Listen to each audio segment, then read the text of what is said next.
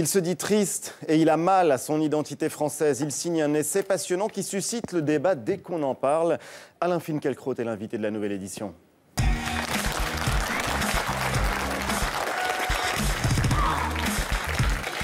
Bonjour. Et bienvenue ici. Juste là, à côté d'Elisabeth, c'est la meilleure place de la maison. Vous signez l'identité malheureuse. Ça va, vous avez le sourire là? Oui, j'ai souvent le sourire. Ça vous arrive À la télévision, on a un peu moins le sourire qu'ailleurs, parce qu'on est toujours inquiet de ce qui peut se passer, et puis aussi inquiet de ce qu'on peut être amené soi-même à dire. Oui. On n'a pas forcément confiance en soi. En refermant votre livre, je me suis dit que c'était un long cri de tristesse, comme une sorte de lamento. Peut-être, si vous voulez, c'est un lamento. On dit que je suis atteint de nostalgie. Oui. Mais pourquoi j'ose utiliser le terme d'identité? Parce que j'aime ce côté contre-emploi. L'identité en nous, c'est ce qui n'est pas nous. C'est-à-dire les mœurs, les manières. Montesquieu parlait des exemples des choses passées, les œuvres qui nous ont formés, les paysages dans lesquels nous avons grandi. Or, aujourd'hui, il y a une multitude de phénomènes qui convergent vers l'idée selon laquelle, de cette identité, il faudrait s'affranchir. Notre passé nous fait honte, les nouvelles technologies nous engagent à vivre dans un nouvel espace fait d'apesanteur. Nous voulons aussi être hospitaliers envers les nouveaux arrivants, c'est-à-dire ne rien leur imposer.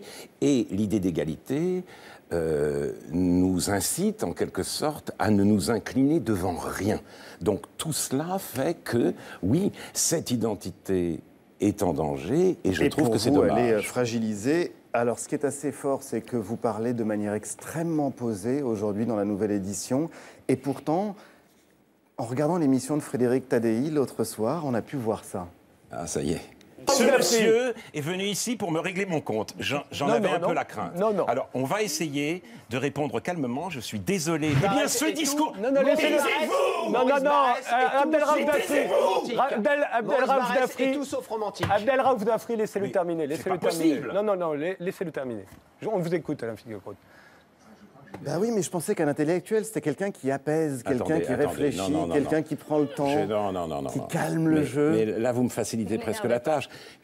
J'ai déjà eu droit au zapping. Disons, Canal+ ne me rate pas, mais comme il m'arrive de ne pas rater Canal+, disons, c'est pas grave. Mais que s'est-il passé? Nous venions les uns et les autres invités, et on nous demandait de nous expliquer, de dire notre position sur ce qu'il est convenu d'appeler l'affaire Leonarda. Quand le tour du scénariste de Un prophète et de Braco est venu, il a dit « Moi, j'ai parlé du livre d'Alain Finkielkraut », et Alain Finkielkraut, dans son livre, il cite Barès, il ne sait pas ce qu'il fait, il ne sait pas ce qu'il fait. Barès, je le lui rappelle, est antisémite, et il nous demande d'être barésiens.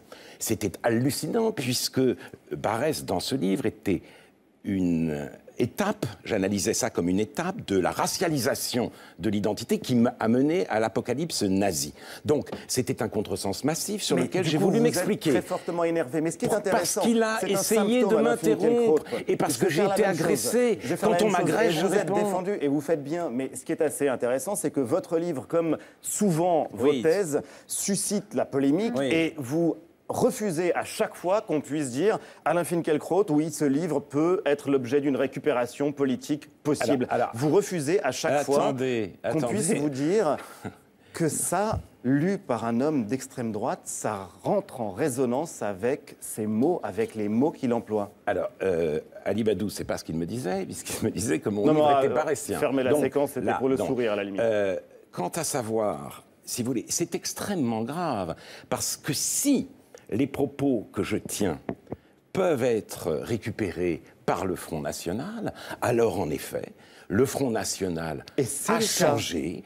Et alors, en effet, le Front National est un parti tout à fait normal, parce que je ne dis rien là de scandaleux, sauf à penser que les Français ne peuvent pas se référer vous parlez à leur propre de la pays. nostalgie, vous parlez d'un tout fou le camp, vous dites on n'est plus chez nous. Non. ça rentre en résonance avec ce que dit l'extrême droite aujourd'hui. Je dis simplement que Péguy a cette phrase absolument magnifique. Dans Notre jeunesse, livre, je le rappelle à tout le monde, absolument Dreyfusard. Et Péguy dit, il faut voir ce que l'on voit, et surtout, il faut dire ce que l'on voit, pardon, et surtout, ce qui est plus difficile, voir ce que l'on voit. En France, on refuse, beaucoup refusent de voir ce que l'on voit, notamment parmi mes accusateurs, notamment parmi ceux qui parlent de l'eupénisation des esprits, parce qu'ils plaquent l'image des années 30 ou même des années noires. Pas forcément, des années 2013, non, Alain Finkielkraut. En 2013, quand vous dites on a dit... on n'est pas chez nous, moi ça m'a fait penser à ce qu'on a vu. Non, vous l'avez dit et ça a été rapporté dans un journal, dans Le Point. Jamais. Ça va jamais, arriver. je n'ai jamais dit cela. J'ai dit qu'il arrive alors, dans ces cas-là, à des gens de se sentir minoritaires chez eux. C'est vrai, mais entendez ces mots. Alain Finkielkraut, c'était à Brignoles au soir du second tour de l'élection. Mais oui, ils ont dit on n'est pas chez nous. Mais vous,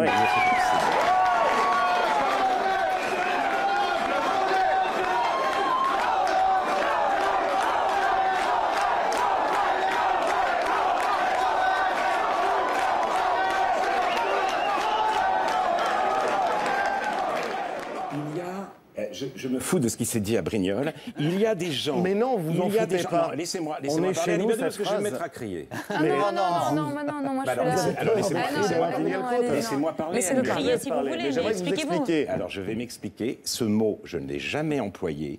J'ai pris acte du fait que dans les périodes précédentes de l'assimilation, l'autochtone, et comme dans tous les pays où prévalent les lois de l'hospitalité, l'autochtone était un prescripteur ou un référent culturel. Quand il cesse de l'être, eh bien, une inquiétude identitaire le saisit, qui se traduit d'ailleurs par le fait qu'il s'en va. Mais les immigrés d'aujourd'hui deviennent les autochtones de demain. Non, donc mais c'est là ils ne où le la deviennent, notion de être chez soi n'a pas de sens. Ils ne le deviennent que précisément s'ils s'assimilent. Sauf à penser que notre nation n'est rien, qu'elle doit devenir une société multiculturelle, mais précisément, cette société multiculturelle... C'est pas un gros mot.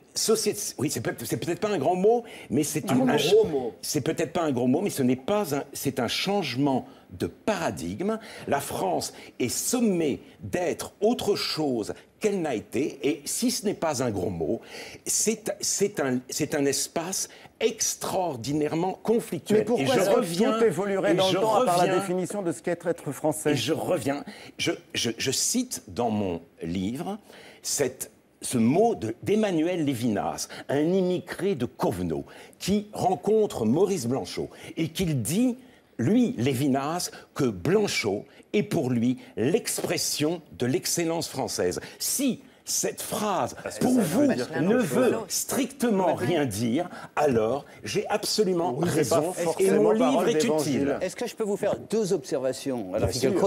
La première, c'est que vous êtes quelqu'un de gai dans la vie, qui aimait la vie, et pourtant, il y a cette tristesse, cet esprit de malheur, et attendez, qui transparaît, et c'est comme, au fond, pour le rattacher à une question de fond, c'est comme si nous étions battus, par définition, c'est comme si nous n'étions plus assez forts pour accueillir l'autre, pour le conquérir, pour lui faire aimer ce que nous sommes. Voilà, c'est ça que je comprends. Alors moi, je vous dis que nous ne le souhaitons pas. Quand je lis le rapport de Thierry Tuot au Premier ministre, et dans lequel il dit « l'intégration, c'est fini. L'assimilation, n'en parlons pas. C'est devenu une obscénité.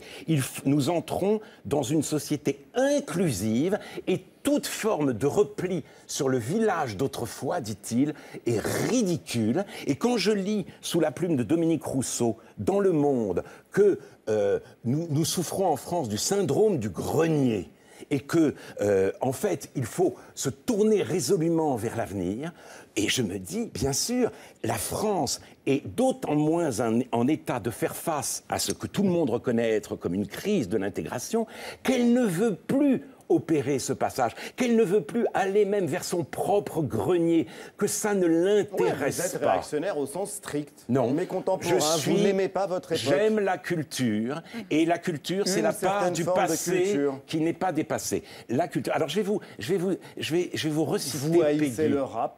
Par exemple, pour vous, non, ça ne fait pas partie de la culture. je voudrais Et vous demander aimez Amélie simplement Poulain. à Ali Badou d'en écouter les paroles. Alors Et justement, écoutez l'un de ceux qui incarnent la scène rap française. Il s'appelle Caris. Ne dites pas de gros mots. Vous tenez suffisamment. Putain, c'est presque rap, vous tenez hein. suffisamment à ce qu'on parle Non, une mais langue c'est vrai, châtiée. je Écoutez pensais à un Caris. entretien calme, mais j'aurais dû m'en douter. Faudra que je rajoute quelques cartouches si tu veux m'enlever le pain de la bouche. Ma bite, ton cul, ma bite, ta bouche. Y'a que toi qui trouves ça louche. Violence à l'extrême, ce... Mais qu'est-ce que j'ai pas compris? Qu'est-ce qu'il a dit? Ah bah écoutez, il a dit que des gros réécoutez mots, hein. Caris. Il n'a dit que des gros mots, mais vous en avez dit un juste Ah avant. oui, bien sûr, le rap, ce n'est pas les gros mots. Quand vous avez un groupe rap qui vient en plein débat sur le mariage pour tous, où Canal+ a pris la position que l'on sait, invité au grand journal, qu'il s'appelle Section d'Assaut. Alors je veux bien qu'il y ait un Canal+ X. n'a pas pris de position. Oui, Section d'Assaut. Oh, écoutez, peu importe, d'ailleurs, c'était une position tout à fait légitime. Section d'Assaut, Il n'y en a pas eu. dont les membres Canal+ n'a pas pris de position, il n'y a pas de position de Canal+.